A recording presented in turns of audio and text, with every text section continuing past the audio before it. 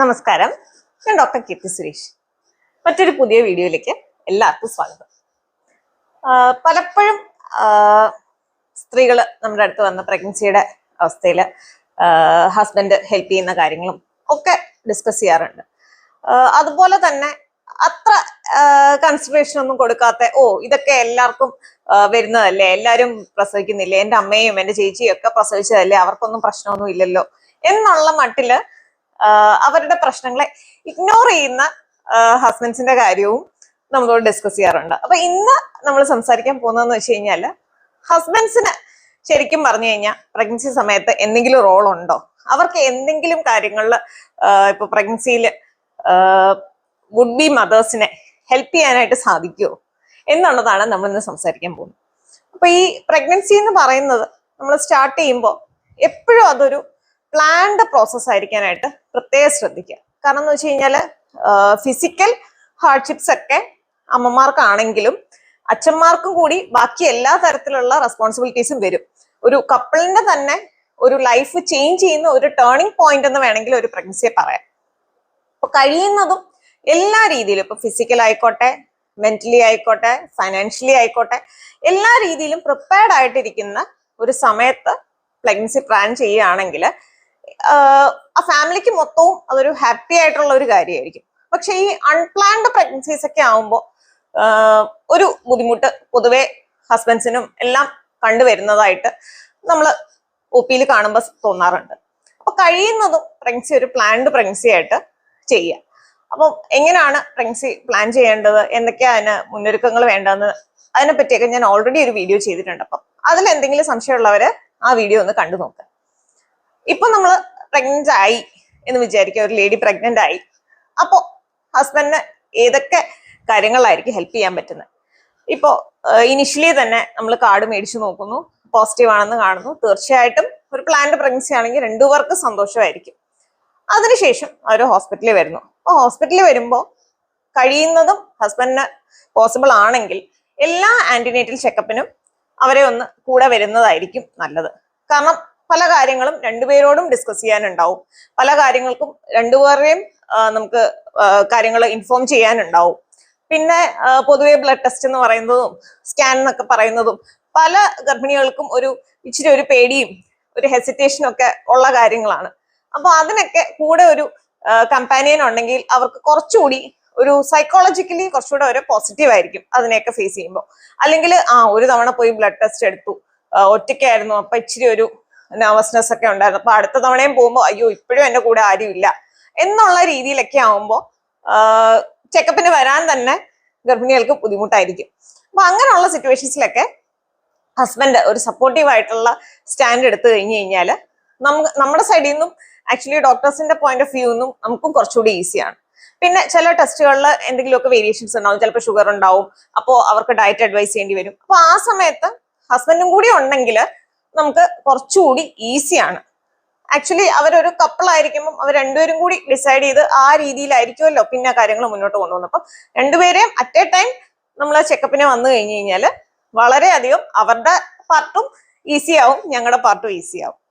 അതുപോലെ തന്നെയാണ് നമുക്ക് ആദ്യത്തെ ഒരു 3 മാസ കാലഘട്ടത്തില് ഇച്ചിരി ഒരു ഓക്കാനം, ഛർദി, അല്ലെങ്കിൽ ചില സ്മെല്ല് നമുക്ക് പിടിക്കാതെ വരിക, ആ രീതിയിലൊക്കെയുള്ള ബുദ്ധിമുട്ടുകൾ ഗർഭിണികൾക്ക് കാണും. അപ്പൊ അങ്ങനെയുള്ള സിറ്റുവേഷൻസിൽ ചിലപ്പം അവർക്ക് എല്ലാ ദിവസവും കുക്ക് ചെയ്യാനോ അല്ലെങ്കിൽ വീട് ക്ലീൻ ചെയ്യാനോ അങ്ങനെയൊന്നും ചിലപ്പം തന്നെ പറ്റുന്നുണ്ടാവില്ല. ചിലപ്പം ഹസ്ബൻഡും വൈഫും മാത്രം താമസിക്കുന്ന വീടുകളാണെങ്കിൽ ബുദ്ധിമുട്ടായിരിക്കും. അപ്പൊ അങ്ങനെയുള്ള കാര്യങ്ങളിലൊക്കെ ഹസ്ബൻഡും കൂടി ഒന്ന് വൈഫിനെ ഹെൽപ്പ് ചെയ്താലോ, അല്ലെങ്കിൽ ഹെൽപ്പ് ചെയ്യാൻ ആരുടെയെങ്കിലും ഒരു പുറത്തുനിന്നുള്ള ഫാമിലിയിൽ നിന്നുള്ളയോ അല്ലെങ്കിൽ ഫ്രണ്ട്സിന്റെ ആരുടെയെങ്കിലും ഒരു ഹെൽപ്പ് മേടിച്ചാലും വളരെ നല്ലതായിരിക്കും. പിന്നെ ഈ ആദ്യത്തെ 3 മാസത്തിൽ തന്നെയാണ് ഏറ്റവും കൂടുതൽ ക്ഷീണം വരുന്നത്. അപ്പം ഈ ക്ഷീണത്തിനും നമുക്ക് ഇതൊക്കെ സാധാരണമാണ്, എല്ലാവരും പ്രസവിക്കുന്നില്ലേ, നിനക്ക് മാത്രം എന്താണ് ഇത്ര ക്ഷീണം, അങ്ങനെ നമുക്ക് പറയാൻ പറ്റില്ല. കാരണം എന്ന് വെച്ച് കഴിഞ്ഞാൽ ഓരോ ഗർഭിണിയും വ്യത്യസ്തമാണ്, ഓരോ ഗർഭകാലവും വ്യത്യസ്തമാണ്. ഒരു ആള് ഈ ആദ്യത്തെ പ്രാവശ്യം പ്രഗ്നന്റ് ആയിരിക്കുമ്പോഴത്തേക്കും ഉള്ള ബുദ്ധിമുട്ടുകളായിരിക്കില്ല ചിലപ്പോൾ 2 വർഷം കഴിഞ്ഞ് രണ്ടാമത്തെ പ്രഗ്നൻസിയുടെ സമയത്ത്. ചിലപ്പോൾ രണ്ടുപേരും സിസ്റ്റേഴ്സ് ആയിരിക്കും, ഒരേ സമയം പ്രഗ്നന്റ് ആവുന്നവരും ആയിരിക്കും, പക്ഷെ രണ്ടുപേർക്കും വരുന്ന ഇഷ്യൂസ് ഡിഫറെന്റ് ആയിരിക്കാം. അപ്പൊ ഓരോരുത്തരും വ്യത്യസ്തരാണ്. ഇന്ന ആൾക്ക് പ്രശ്നമൊന്നും വരാത്തോണ്ട് എന്റെ ഭാര്യയ്ക്കും പ്രശ്നം വരൂല അങ്ങനെ വിചാരിക്കരുത്. അപ്പോൾ കഴിയുന്നതും ആ രീതിയിൽ ഒന്ന് സപ്പോർട്ട് ചെയ്ത് കഴിഞ്ഞാൽ ഏറ്റവും നല്ലതായിരിക്കും. കാരണം ആദ്യത്തെ ഒരു 3 മാസത്തിലാണ് നമ്മുടെ ഹോർമോൺസ് ഒക്കെ ഇങ്ങനെ ഭയങ്കര റോളർ കോസ്റ്റർ റൈഡ് നടത്തുന്നത്. കാരണം അതുവരെ ഉണ്ടായിരുന്ന നോൺ പ്രഗ്നന്റ് സ്റ്റേറ്റിൽ നിന്ന് ഒരു പ്രഗ്നന്റ് സ്റ്റേറ്റിലോട്ട് പോകുമ്പോൾ ഹോർമോൺസിന്റെ ഒക്കെ ഭയങ്കരമായിട്ടുള്ള ഫ്ലക്ച്വേഷൻസ് കാണും. അതുകൊണ്ട് തന്നെ അവർക്ക് മൂഡ് സ്വിങ്സ്, സൈക്കോളജിക്കലായിട്ടുള്ള കുറച്ച് വിഷമം പോലെ, അല്ലെങ്കിൽ പെട്ടെന്ന് കരച്ചിൽ വരിക, അങ്ങനത്തെ കുറച്ച് ബുദ്ധിമുട്ടുകളൊക്കെ ചിലപ്പോൾ ഉണ്ടാവും. ഒരു പുതിയ സ്റ്റേജുമായിട്ട് അഡ്ജസ്റ്റ് ചെയ്യുന്നതിന്റെ ഭാഗമാണത്. ആ സമയത്ത് ഹസ്ബൻഡിന്റെ സൈഡിൽ നിന്ന് ഒരു സപ്പോർട്ട് കൊടുത്തു കഴിഞ്ഞാൽ അത് ഗർഭിണിക്കും അതുപോലെ തന്നെ ഗർഭിണി ഹാപ്പി ആയിട്ട് ഹെൽത്തി ആയിട്ട് ഇരുന്നാൽ മാത്രമേ ഉള്ളിലുള്ള കുഞ്ഞും അതുപോലെ ഹെൽത്തി ആയിട്ട് ഉണ്ടാവുള്ളൂ. അപ്പൊ ആ കാര്യങ്ങൾ കുറച്ച് ശ്രദ്ധിക്കുക. ഇനി ആദ്യത്തെ 3 മാസത്തെ പീരീഡ് കഴിയുമ്പോൾ ഇച്ചിരി ഒന്ന് ഛർദിയൊക്കെ കുറയും. അപ്പൊ ആ സമയത്താണ് പ്രധാനമായിട്ടും വിശപ്പ് വരുന്നതും അതുപോലെ പ്രോട്ടീനൊക്കെ കൂടുതലുള്ള ആഹാരമൊക്കെ കഴിക്കാനൊക്കെ നമ്മൾ പറയുന്നത്. ആ സമയത്താണ് ഗർഭിണികൾക്ക് വയറ് വെക്കുന്നതും അതുപോലെ തന്നെ കുഞ്ഞിന്റെ അനക്കമൊക്കെ അറിഞ്ഞു തുടങ്ങുന്നു. അപ്പൊ ആ സമയം അച്ഛനും അമ്മയ്ക്കും ഒരുപോലെ എക്സൈറ്റിംഗ് ആയിട്ടുള്ള ഒരു ടൈമും കൂടിയാണ്. ആ സമയത്തും ഈ പറയുന്ന പോലെ ചെക്കപ്പിന് കൊണ്ടുവരുന്ന കാര്യത്തിലും ഒക്കെ ഹസ്ബൻഡിന്റെയും കൂടെ ഒരു പാർട്ട്ണർഷിപ്പ് ഉണ്ടെങ്കിൽ വളരെയധികം നല്ലതായിരിക്കും.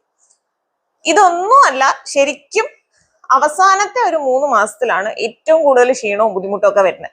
ആ സമയത്ത് ശരിക്കും പറഞ്ഞു കഴിഞ്ഞാൽ ഫുഡിന്റെ കാര്യങ്ങൾ ശ്രദ്ധിക്കുന്നതിലാണെങ്കിലും അതുപോലെ തന്നെ ചെറിയ രീതിയിലുള്ള എക്സസൈസ് ഒക്കെ നമ്മൾ പറയും, പ്രസവം കുറച്ചുകൂടെ ഈസി ആക്കാനും ഒക്കെ ആയിട്ട് അറ്റ്ലീസ്റ്റ് ഒരു വാക്കിനെങ്കിലും കൊണ്ടുപോവുക, അപ്പൊ അതിനൊരു കമ്പാനിയനായിട്ട് കൂടെ പോവുക. അപ്പൊ ആ രീതിയിലൊക്കെ ഒരു സപ്പോർട്ട് എന്നുള്ള നിലയിൽ ഒരു ഹസ്ബൻഡിന് വലിയ റോളാണുള്ളത്.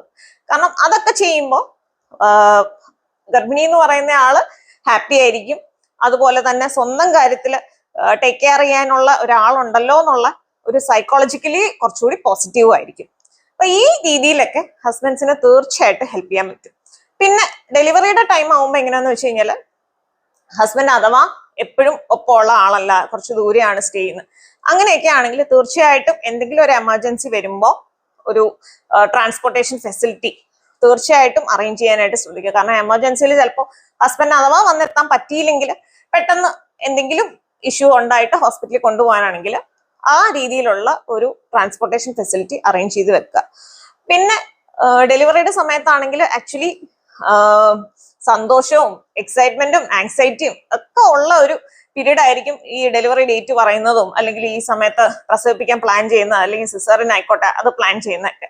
അപ്പോ ഗർഭിണി എന്തായാലും ടെൻഷനിലായിരിക്കും, ആങ്ഷ്യസ് ആയിരിക്കും.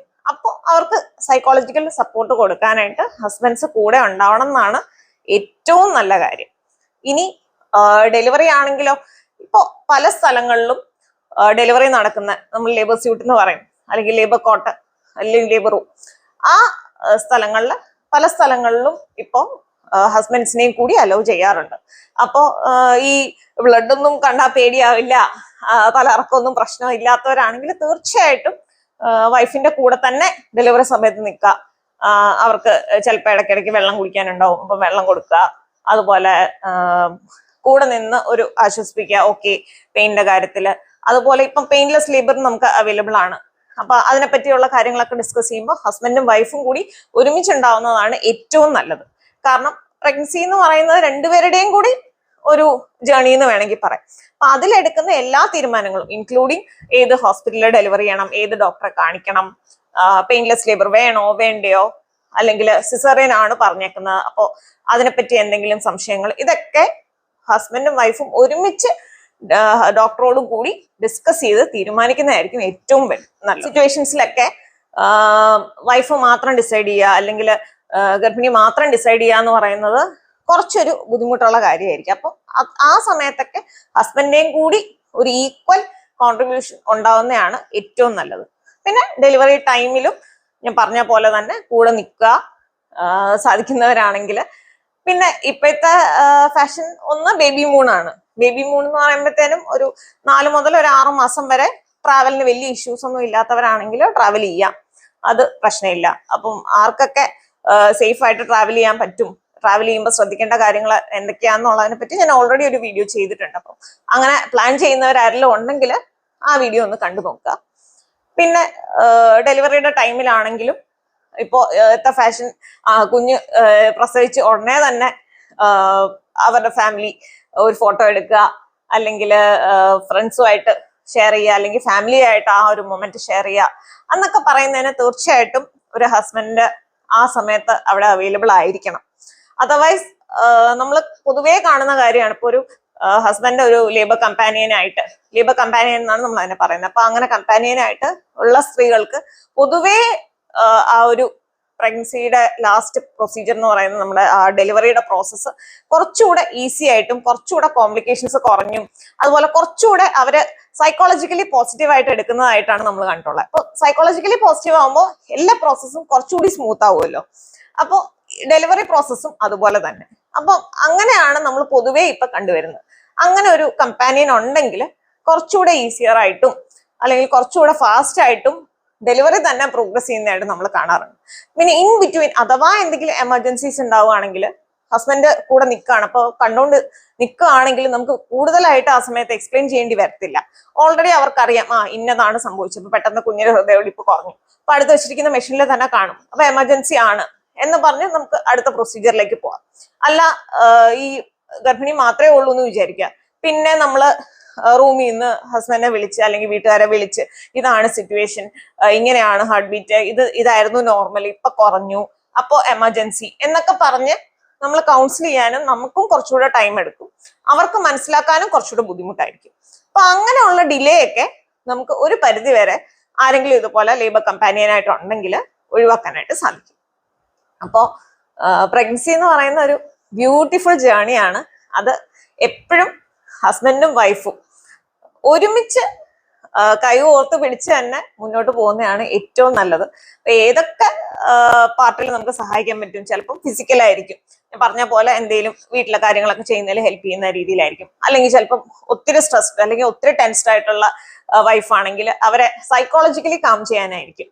അപ്പൊ ഈ രീതിയിലൊക്കെ ഹസ്ബൻഡ്സിന് ഒരു മേജർ റോള് തന്നെയുണ്ട്.